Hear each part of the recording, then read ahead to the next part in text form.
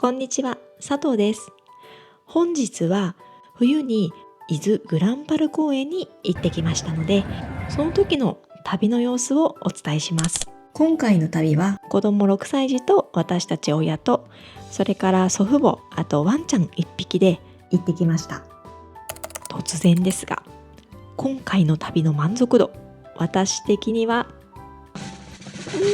星 3.5。低いと思われるかもしれませんが、これは公園の評価ではなくって準備不足だった私たちの旅の点数です。なのでこれから冬に伊豆ぐらんぱる公園に遊びに行くよっていう予定の方の参考になれば嬉しいと思います。それでは行ってみよ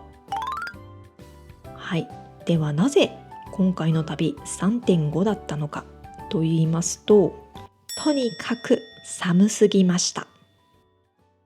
朝開園すぐに入園したんですが、寒さに耐えきれず午後1時過ぎ2時前には帰宅しました。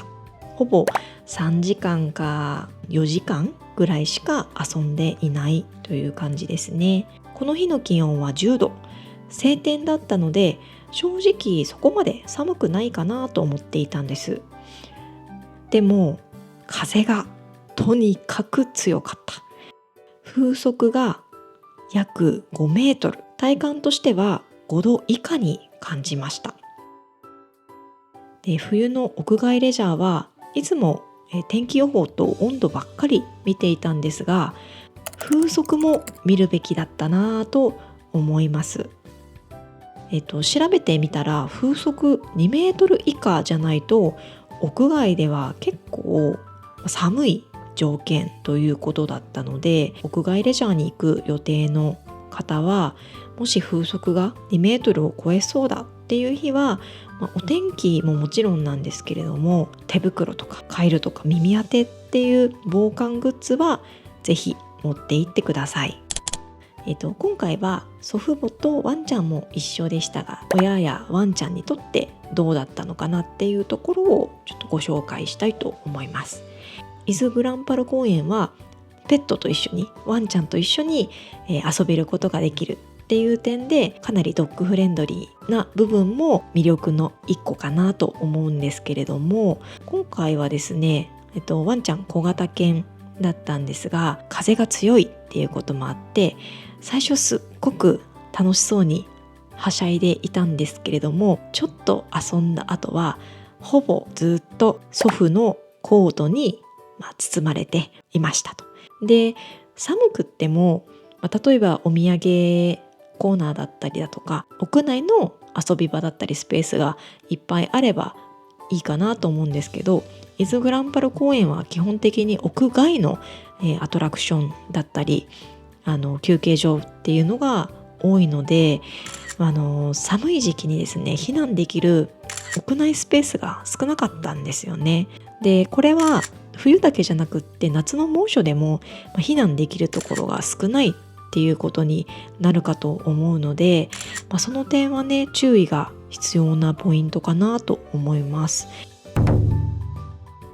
はい、というわけで冬に行くなら防寒は本当にしっかりした方がいいなと思います。当たり前と言われれば当たり前なんですけどね。ただその気温が10度以上あって天気が晴れっていう時点で当然あったかいものって思っていたので、気温だけじゃなくって風の強さも必ずチェックするっていうのが今回の教訓でした。で、特に出てくる耳とか手とかそういう部分がねすごく冷えるので、ニット帽だったり手袋だったりそういったものをねしっかりつけていくことをお勧めします。で、もし時間が調整可能であれば朝一番に行くよりも昼過ぎのあったかい時間帯に行く方が快適かなと思います。年齢別の感想ですね。で、息子が遊んだエリアは幼稚園児から小学校低学年ぐらいまでが遊べるエリアだったので、小学校の高学年ぐらいのお子様にはちょっと物足りないかなというふうに思いました。ただ息子が行っていないジップラインのエリアだったりだとか、あとはいろんな竹馬とか、自分で遊べるいろんな遊具が置いてあって、年齢制限があったので、もうちょっと上の子は上の子で別の楽しみが用意されているかなと思います。あとは幼児から小学校低学年くらいまでの恐竜好きのお子さんがいる方にはとてもおすすめできる公園かなと思います。園内はあんまり広すぎない場所にギュッと集まって恐竜のエリアがあるので、そこだけでもね 2,3 時間全然余裕で楽しむことができるかなと思いました。今回は寒かったので3時間ぐらいで帰ってしまったんですけれども、もしこれでお天気がとても良ければ一日中遊んだかなと思います。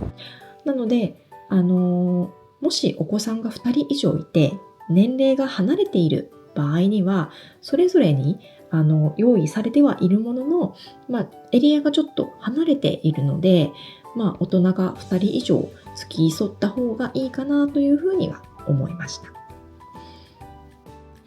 あとですね、大人向けの提案としては、私たち今回寒すぎて行ってないんですけれども、伊豆グランパル公園はイルミネーションがとても有名な公園だと思っています。なので午後からゆっくり入園して夜はイルミネーションを楽しむ、そんな楽しみ方も十分ありかなというふうに思いました。はい、では最後に簡単に基本情報をお伝えします。東京からは電車や車で約2時間から2時間半ほどで、入園料は昼と夜で別料金なので、事前に公式サイトで確認することをお勧めします。ちなみに2026年1月現在の料金はこんな感じでした。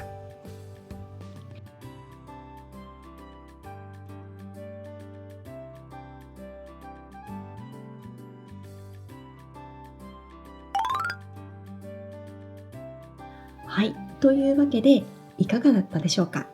今回はいつもの Vlog と少し趣向を変えて情報量が多めのものにしてみました。正直なところを言うと映像があんまり撮っていなかったっていうのもあって、こういった形式にしてみたんですが、いかがだったでしょうか。